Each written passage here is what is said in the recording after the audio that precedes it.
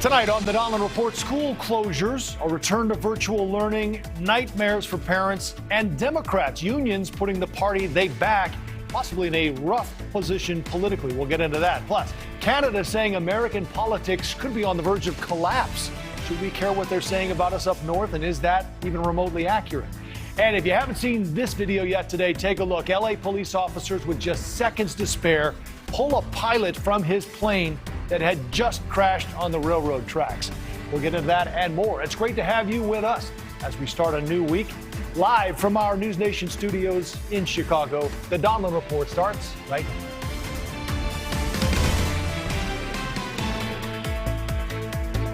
Hello, schools are the new political battleground. Could Democrats find themselves on the losing end as a result? That is the pulse of America tonight. Across the country, schools are going back to virtual learning. They're doing it in Milwaukee through the rest of this week, and the union wants to extend it to after the three-day MLK holiday. I anticipate it will be a fight, the teachers union president in Milwaukee said when discussing a return to in-person teaching.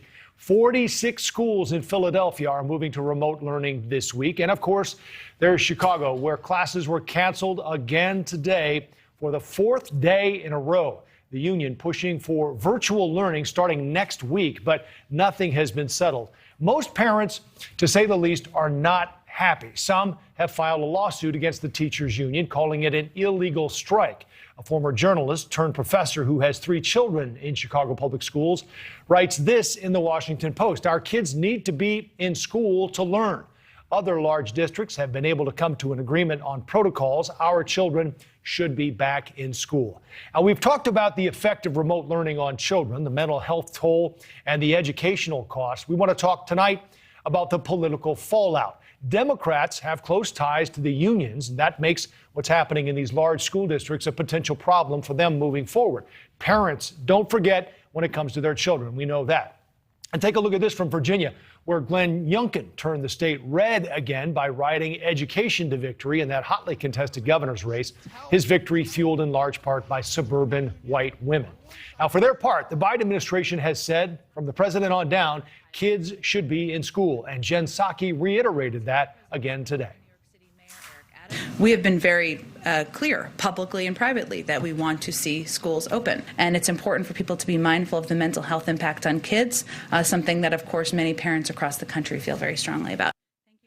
But they have not gone as far as to criticize the unions. That relationship is where we begin tonight with Washington Post senior editor Mark Fisher and Brian Stryker, a Democratic pollster who did a lot of work during the Virginia governor's race. So, Brian, let's start with you. You've done a lot of polling for Democrats. You've crunched a lot of numbers. Is this problematic for them when we're talking about school closures? Well, yeah, I think what we saw in Virginia was that school closures were one of the big things that turned that state that voted for Biden into a state that Republicans took for governor and down the ballot as well. So what are you seeing then down the road for independents? How important are they when it comes to this issue? And we're talking just about school closures, really, aren't we? Yeah, I think what you've seen is that when you look at independents voters, they're very frustrated. I mean, they're very upset at where the schools are going. They're very bothered by the idea that their kids can't go to school. They're being put out of work. You know, they know that their kids are losing learning, and you hear real frustration from voters. And what usually is a Democratic issue, which is schools, is now not so much because of this. Another issue is unions. Mark Fisher, let's bring you back in. It's good to see you again. It's been a little while, my friend. This is a bit of a double-edged sword. So I'm wondering, do you think the Biden administration comes out and contradicts the union? I mean, in a way, the president already has. He has said schools should be in. Well, this is a golden opportunity for Joe Biden to have a moment where he pushes back against some of the vested interests in his own party. That's something that has helped Democratic presidents in the past when they show that kind of independence and courage. And so you heard from his press secretary today a little bit in that direction. But as you noted, Joe, it wasn't overtly against the union. So will he have the courage to do that? We'll have to wait and see. But clearly, there's a need for this. This was a partisan issue. If you think the COVID situation, if you look back over the last couple of years, voters, whether it was vaccines or masks. This was breaking more or less by party. But now you can't really say that. There's a real, I think, a gathering of people across party lines, especially parents, who are saying our kids need to be in school. There's even new educational evidence in terms of studies showing that kids really lost a lot when it comes to learning over these last couple of years when they were mostly at home. So there's a consensus there among voters, but obviously inner city teachers, particularly in the big cities around the country and their unions, have a different perspective. Right.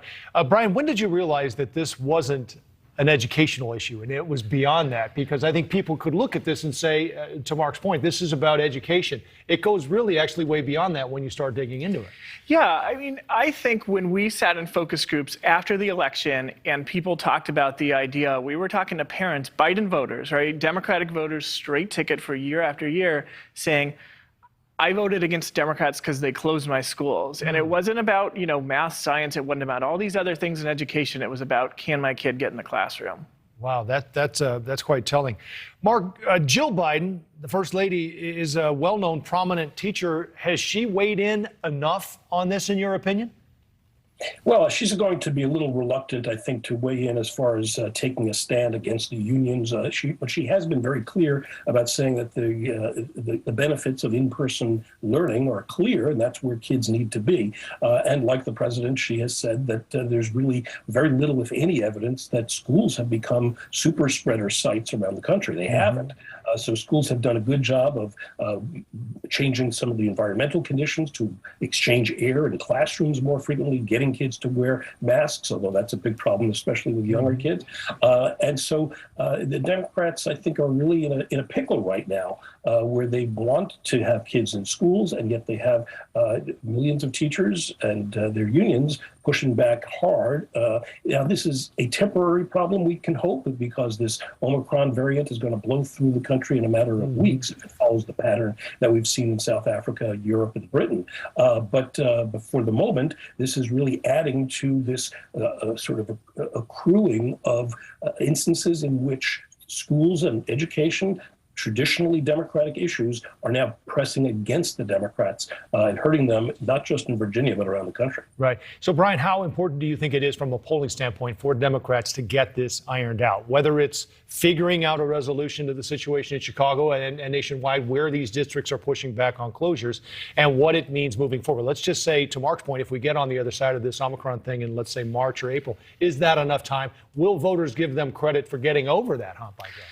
I think maybe. I think that part of the question here is, do voters think that Democratic politicians care that the schools are closed? Are they hearing the empathy from politicians, from elected officials? I mean, I do think unions are a part of this, but really I think the bigger part of this is, do people feel like we're fighting the last war on COVID and that we've learned so much and that we're sort of being too restrictive and that we're not doing this really critical thing for society?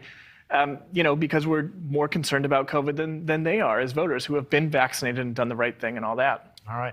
Great start us out tonight. Thank you, Brian Stryker, and also our friend Mark Fisher from the Washington Post. Good to see you both. Thanks for the time. Thanks for having me. Clock is ticking, America.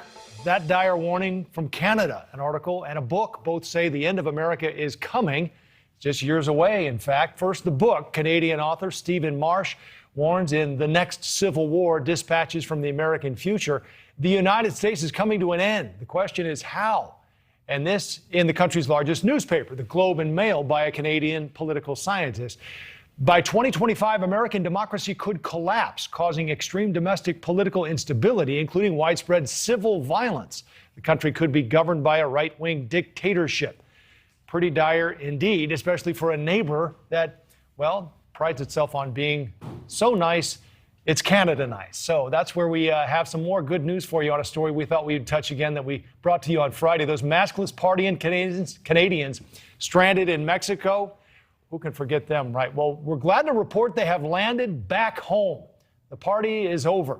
So gather your e-cigarettes and all other personal items. The CDC saying today, by the way, that Americans should not travel to Canada due to COVID. So that's a lot to digest, and we're going to bring in former State Department Senior Advisor Christian Whiton to join us for more on this conversation and help us apparently save our democracy. Christian, are these two authors trying to sell papers, or do you think they have something? Yeah, I think they're trying to sell papers and books. The scary thing is I think what you're seeing from them is actually reflected from the left here in the United States, possibly also from the White House, which may be believing its own talking points. If you dig back to what these people really are saying, why they think American democracy is unfolding, it's not, for example, the politicization of the FBI. It's not the sort of attack on out-of-the-closet conservatives in the military. What they're saying is that the Senate's unwillingness to pass what they call voting rights legislation, which would enshrine some of the things that have put clouds over the accuracy of elections, that the inability to do that is somehow leading to a right-wing takeover in America, date 2025. Well, there are, I think in a poll we saw 3 out of 5 worry about violence, especially after the 2024 election. And you saw the subheader of that one article there. The U.S. is becoming increasingly ungovernable, and some experts believe it could descend into civil war. Does the State Department pay attention to these things, what other countries think of us? Yes, to an extent it does. And the State Department itself, of course, the workforce there leans left, has a globalist view of the world, so probably shares some of these concerns. And you saw this in the Democracy Summit that Joe Biden convened virtually, of course, in December in Washington, where it wasn't really about accountable government in the way that Americans traditionally think about it. It was about woke neoliberal government, this view that, again, that the setbacks to democracy that most Americans would perceive, for example, Antifa rioting in city after city after city and facing no real consequence, but the lack of willingness by countries like Hungary and Poland to enact woke progressive legislation is being seen as a setback to democracy. So the author is a 40-year scholar of violent conflict, and it was actually a very long and thorough and somewhat, I guess you could say, thoughtful column, Christian, but it seemed to point more to internal issues. And I thought about the poll that we showed as well that found 8 in 10 Americans are concerned about the future of American democracy. Is some of this coming internally, I think? Are they getting this from us? I think they're getting a lot of it from us. It wouldn't surprise me if it's echoed by the academic left in Canada, which is even more, at least historically, more left than the United States.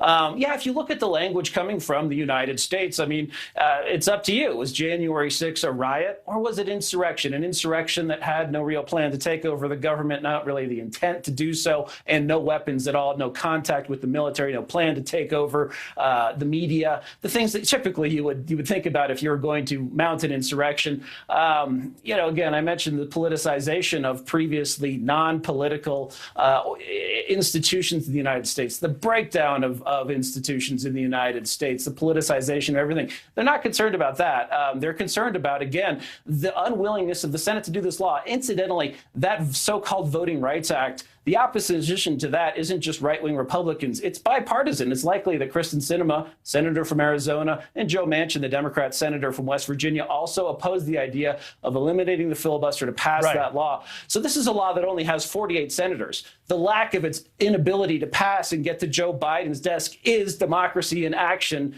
And these left-wing writers are saying, no, this is a dire threat to democracy. Would you say insurrection versus coup then, Christian?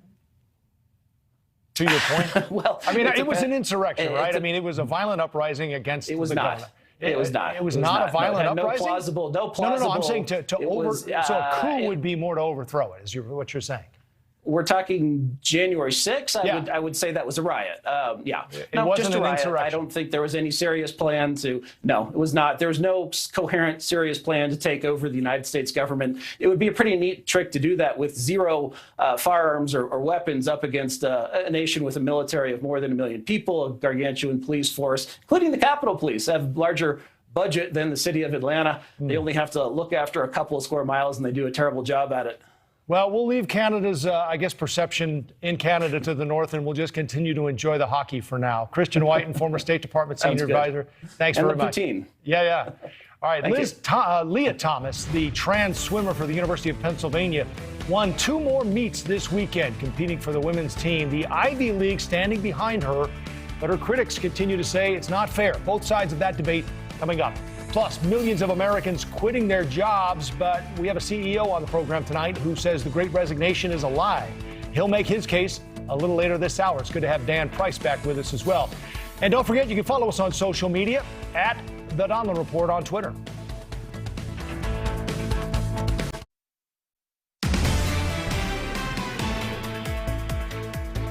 Tonight, we're focusing on two members of Ivy League women's swim teams who are in the headlines and at the center of controversy. Lia Thomas, who was born male, is shattering records, but she's facing stiff competition from another transgender athlete. Isaac Hennig is transitioning from female to male and defeated Thomas in one of those three freestyle races. Some say their involvement in sports is a question of fairness.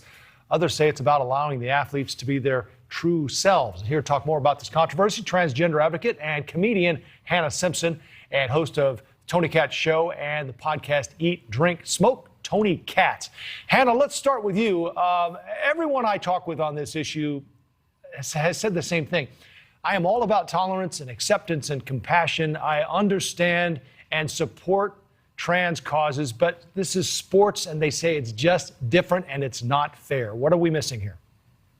Well, first, thank you for having me. And the way to frame this is a civil rights issue. And if you said, the same thing in the 60s about sports were just different when it came to inclusion, then, I'm sure there were plenty of people who said Jesse Owens and Jackie Robinson shouldn't be playing. But that was based on their race, not on anything about them physically. Well, maybe race is a physical trait, last time I checked. One of many, and that that's doesn't the affect whole your performance. Is that what you're saying? That you know what I mean? You're being judged or excluded based on the color of your skin. That is one aspect of someone's physicality. My point is that sports are about physicality, conditioning, discipline, strategy, even what you ate for breakfast that morning. And as we see, if it's talking about physical advantages, that breaks down when you see Izzy doing an amazing job and winning two of his races as well. So I really think this is not a matter of, pigeonholing some kind of unfairness. It's about saying that people don't want trans people in public spaces, and here's another way to exclude us. Either you believe that we are the people we say we are, full stop, and that's all there is to it, or you're trying to create ways to exclude us from society. All right, help me out here, Hannah, because you said Izzy and referred to Izzy as he. But but Izzy is transitioning to male, correct? Izzy identifies as a male. Okay, all right. He, as I believe, has not taken any, again, compliant with both NCAA and even the IOC regulations on the treatment of the medical condition, which is an issue for his doctors and the sports regulating authorities to work through, is staying on the women's team, has not been taking testosterone to supplement his transition. So he is competing within the rules as they are laid out. Competing with women. That's where I just wanted to make that clear. So Tony, I guess I don't know where to start with you on this, but Lia did lose a race to another trans athlete who's transitioning. I think this sort of gives you an idea of where some people may have at least some confusion about what's happening here. But these are all athletes who are following NCAA and Ivy League regulations. So the idea that you're following a regulation doesn't mean that those regulations provide any value to culture or to society. These women who want to compete against other women have been training to compete against other women, and they deserve that right. It is clearly unfair, and there are women all across America who understand this. There are high school women in Connecticut who sued about this. They deserve the right to compete against other women. Men are different. They are physically different. The undeniable reality is indeed the undeniable reality, and we shouldn't pretend. The idea that Hannah is getting into here about this is about the exclusion of certain people from society is based on Hannah's desire to make that the conversation, but isn't the actual facts. And it's a real insult to women athletes in college and all across the country who simply want to compete on a fair playing field, and instead they're being attacked for being bad people when they're not. Hannah, do you understand the physical advantage? I'm sure you do, argument of this. And I guess how you get to, even though you're taking testosterone suppressants for a year, how do you get to a point where physically this becomes a matter of it being more, I guess, equitable, when physically there are just differences between heart sizes, lung sizes, feet sizes, and all of that? Again, there are differences in physicality. There will always be somebody better than you in sports. I had the unfortunate privilege of figuring that out in elementary school when I was always picked last. And I still went on to run 2 marathons and, really compete against myself to bring out the best in myself. But the argument breaks down when you see people complaining about MJ Rodriguez, who just won a Golden Globe for Pose as a transgender actress last night, and Amy Schneider, who's about to win her 29th victory on Jeopardy, hopefully tonight. And they say, oh, well, she shouldn't be competing against women as a woman. But Jeopardy has had all contestants treated as equals for 38 seasons. Well, again, though, so exactly Hannah, what competitive advantage does she have? Well, 40 seconds in one race that Lia won, by which people will point to and say, this is just, again, nothing against it, but in sports, when you win by 40 seconds, it's not fair, I guess you could say. And then she lost by a second in the race that she was in today, or 3 seconds. To a man. Sports varies every single day. It's what you ate for breakfast. It's how you strategize the race. There's so many other things to it. Tony, should we have a new category, where trans athletes compete against other trans athletes? I really think that's for the NCAA. I think the real conversation here is if someone wants to make a decision for their life, Hannah makes a decision for Hannah's life, and these swimmers make a decision for their life. I think they're entitled to make that decision. Whether I agree or disagree, accept or don't accept, is inconsequential. What they are not allowed to do is force other people to live by their decisions. That's what's wrong. That's the problem. These swimmers want these other women, these actual women, to have to live with the consequences of their decisions. That's obscene. That is unfair. And that's really where this fight is. I don't know why it's so difficult for some people to comprehend. Hannah, let's just show you the viewers here a statement from the Ivy League, which said it reaffirms its unwavering commitment to providing an exclusive environment while condemning transphobia and discrimination in any form. That may be the case for some, but I wonder for a lot of people, again, this isn't about transphobia. It's about fairness. Calling it fairness is exactly the guise and the veil and the deception here, because that's the point, is that either you believe that Lia is a woman and Izzy is a man, in this case, one who, again, has not completed his transition, and that's the reason he's still in women's sports. But that being said, yes, I'm so excited for the Ivy League to be saying this, because this is the Ivy League. They have a 300-year track record to make up for on not being the most diverse and inclusive in their academics or even their athletics. How many programs were women or people of color not even welcomed into in these institutions for centuries? If they're saying this is a civil rights issue and a diversity issue and about affirming people, I take that to heart. And what it really shows is that when transgender people, when we are affirmed by our families and treated with respect by our communities, we can accomplish anything in sports, in the arts, on Jeopardy. And that's what you're seeing, Tony, is the best of trans people coming out, because we can be our truest selves.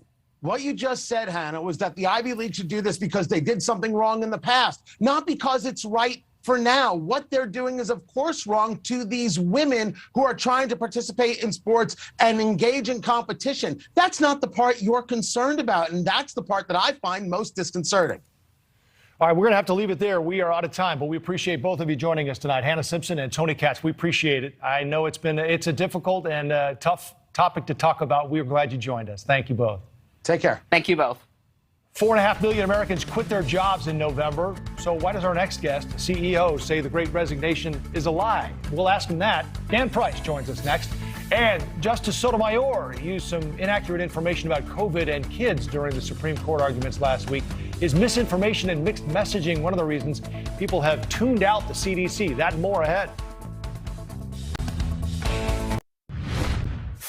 2021 was a year of quitting, with 8 months of nearly record numbers. In November alone, 4.5 million people left their jobs. Despite these numbers, one CEO tweeted the Great Resignation is a lie. Gravity Payments founder and CEO Dan Price says his company experienced a near-record high employee retention and record low employee resignations last year. He joins us again. Dan, it's good to see you. It's been a little while. So this tweet caught our eye. We do follow your feed here. I'm wondering if I didn't understand something, because it's actually happening. It's not necessarily a lie. Would you call it something else then?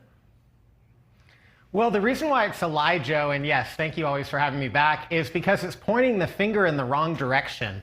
Point being, companies that are investing in employees, companies that are following that age-old norm that we know is the right thing to do, investing in your people, they're not experiencing the Great Resignation. And so some people have called it a Great Reckoning. And it really Okay. is that the employers have had the problem for so long, it's really forced the employees' hands. And it could end up being 50 million employees that do technically, yes, leave in 2021 when they count all the numbers. But it's because of the employers. So it points the finger in the wrong direction. Gotcha. So the Great Reckoning, I was curious, Dan, it seems to me that companies have long had a lot of the leverage, right? If you don't like it, you can go work somewhere else. But I'm wondering if you think with all of these resignations that they're starting to get the message.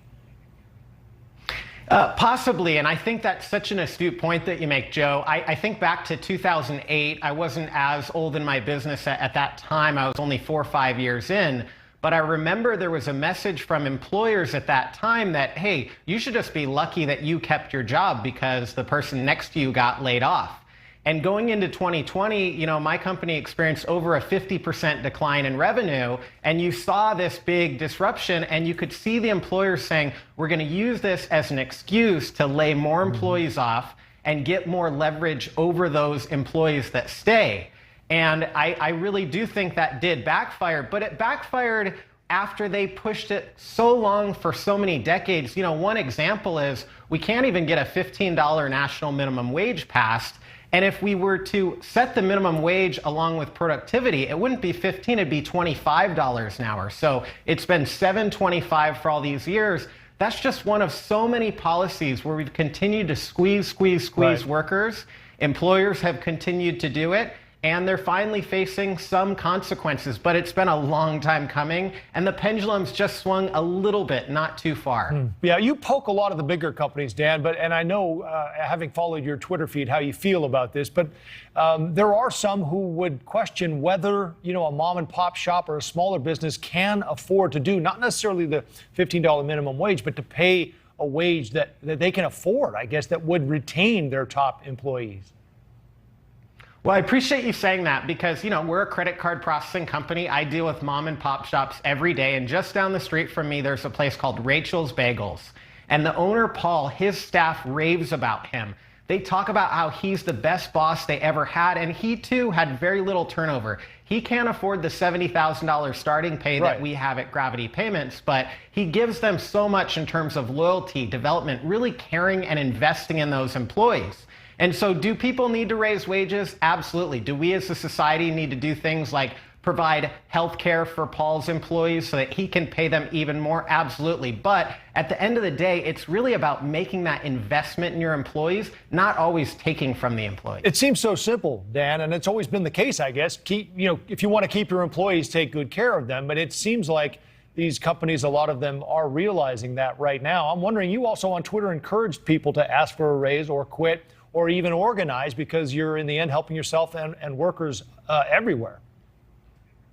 Exactly. If you take the wrong end of the stick, if you don't stand up for yourself against an employer, which I know it's very intimidating, right? Especially if you don't have a lot of wiggle room with your finances, it's very intimidating to negotiate with your employer. But when you can take a stand up against them, you create room for other people and you actually make the entire system better. You make the system better for other people. And in the long term, it's true that it's better for employers also, because if employers make their employees happy, the employees will make the customers happy, and you'll have a better business. All right, Dan Price, Gravity Payments CEO. Good to see you again, Dan. Thanks for the time.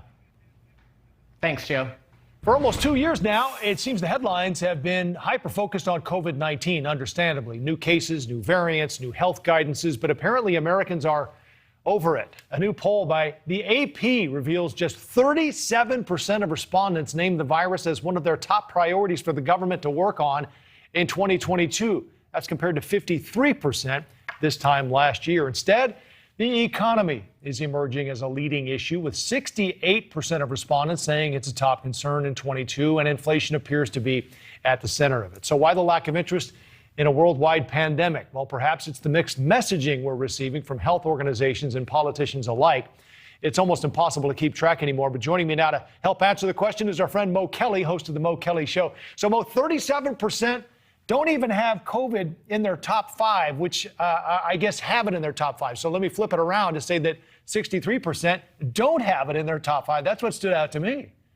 Well, it makes perfect sense if you realize that 63% of all Americans are fully vaccinated, according to the CDC. So in other words, those people, including me, we've already done our job. I got my first shot. I got my second shot. I got my booster shot. So in other words, my attention and focus can't be on COVID because I've already taken care of my side of the equation. But I do have to deal with putting gas in my car at least once a week. I do have to put food on the table. I do have to deal with what they call those pocketbook issues, those kitchen table issues, which hit us every single day. And my mortgage is still coming every single month. So yes, it does make sense. Do you think it also has to do somewhat with the confusing messages, Mo? Because the folks I saw, just on my way into the studio tonight, I saw a friend of mine and she said, I was all in on this, the government, the CDC, but now it's like, I don't know what to think anymore. I mean, they've dropped the ball and now they're kicking it. It's like, okay, if you have it and you're 5 days out and you're still a little sick, you can still go back because they need you. I mean, it's just been kind of crazy lately. Yeah, there are two things. There's confusing messaging and there's also mixed messaging. It's mixed messaging when you say, hey, Omicron is very dangerous. It's milder, but it's going to be more transmissible. And at the same time, but you don't only have to quarantine for 5 days as opposed to 10 if you're found to be positive. That is a mixed message where you're trying to say it's real important, but at the same time, it's not as dangerous. And I know how people would start to throw up their hands. And that's saying nothing of what states are doing individually, which may be in opposition to what the federal government is recommending. And after a while, that goes to confusing messaging where people just really throw their hands up. Right. And that goes back to what I said. I'm vaccinated, I'm boosted, I'm moving on. That's how a lot of people are thinking, Mo. All right, let's listen to Justice Sotomayor was talking about the number of pediatric hospitalizations during arguments at the Supreme Court. Here's some of what she said. We have over 100,000 children, which we've never had before, in serious condition, and many on ventilators. So it turned out that number was wildly high. The number was more like 3,500, not 100,000. And Justice Breyer was way off on his number of new cases. So it appears even the justices aren't clear on what's happening, which goes to this confusion you're talking about, Mo. Yeah, and also, let's not forget Justice Neil Gorsuch, who was trying to conflate the numbers of people who die annually of the flu with COVID-19, which was wildly inaccurate. And with all due respect to our Supreme Court, they know the law, but they don't necessarily know the facts regarding COVID-19. Not that we expect them to, but I do think they highlight the larger swath of America who may have incorrect factual knowledge about this disease, and it does in turn inform and influence how we then perceive it. There has been an awful lot of that. Mo Kelly, host of the Mo Kelly Show. Always good to see you, Mo. Take care. Good to see you. All right, did you see this wild footage? Police rescue a downed pilot seconds before his airplane was smashed by an oncoming train. This is something you don't want to miss, and we'll get into this coming up next. And New York's new district attorney says he doesn't understand the pushback he's getting to lighter punishments on crime. Now that a new police commissioner is getting involved, she's not happy about it either.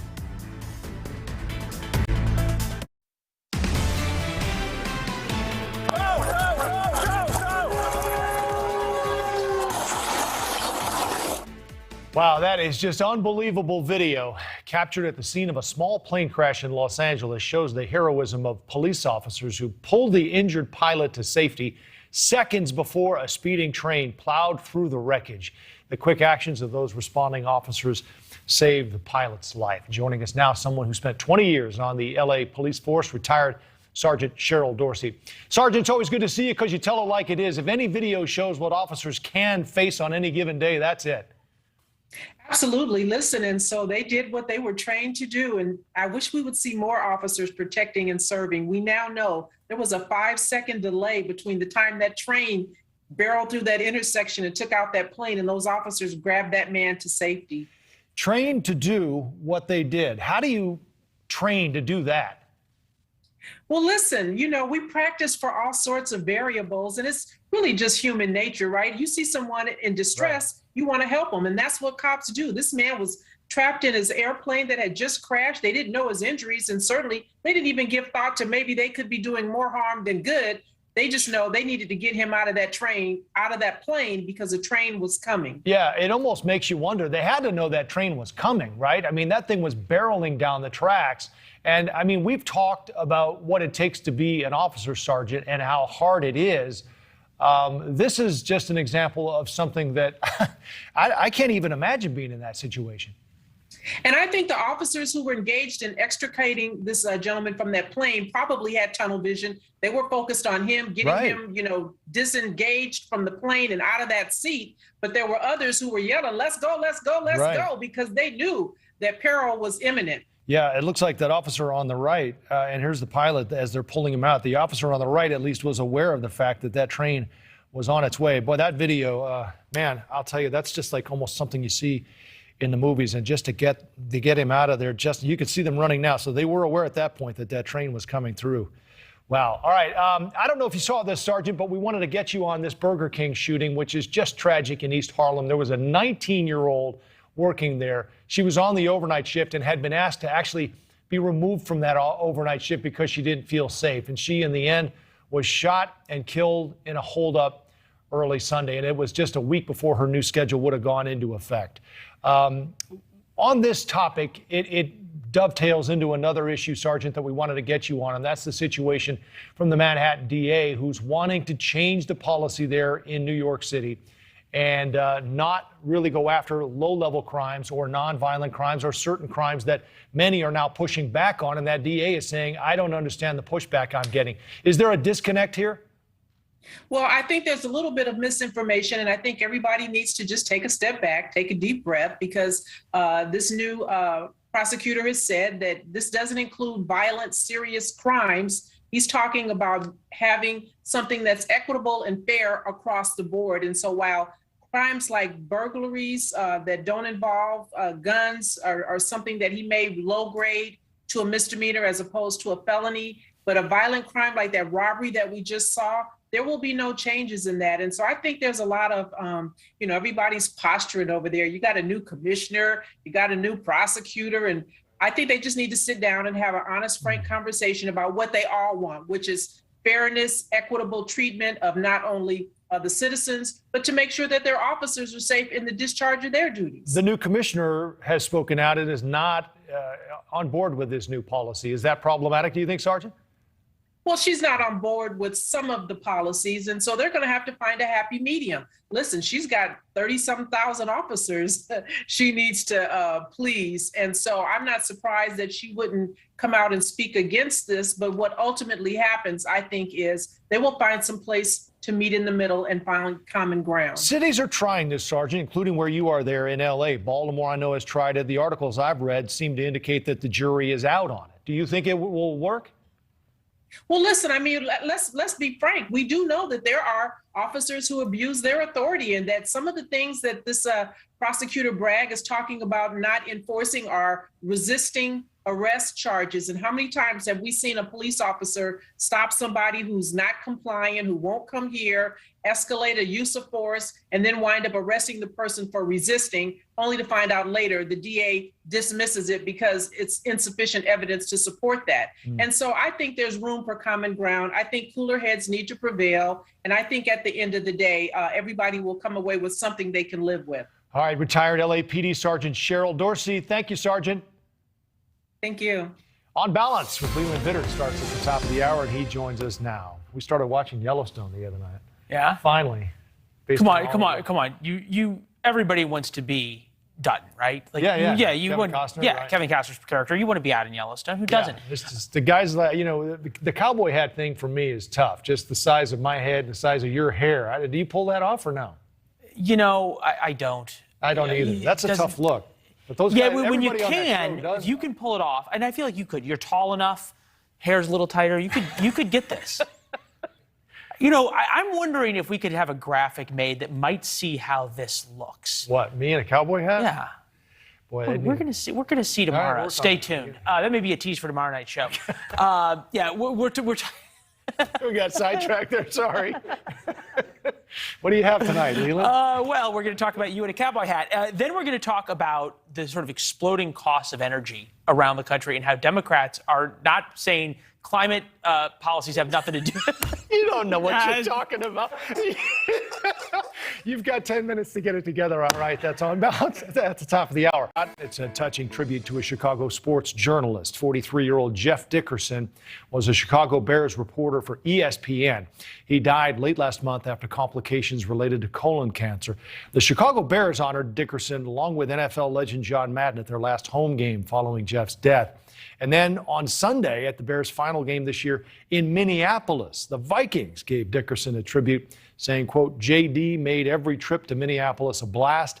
He's definitely missed. The Vikings owner added $10,000 to his son's GoFundMe page. Jeff's wife, Caitlin, died 2 years ago after a battle with melanoma. Dickerson leaves behind that 11-year-old son, Parker. The GoFundMe page for Parker's received more than 15,000 donations and stands at more than $1.1 million. Jeff Dickerson and his family get our American Snapshot tonight, along with John Madden and everyone we've lost so far in this early 2022. That is our time for tonight. Appreciate you being with us. On Balance with Leland Vittert. Next. Thank you for watching. Click the red subscribe button below so you can get more of NewsNation's fact-driven, unbiased coverage.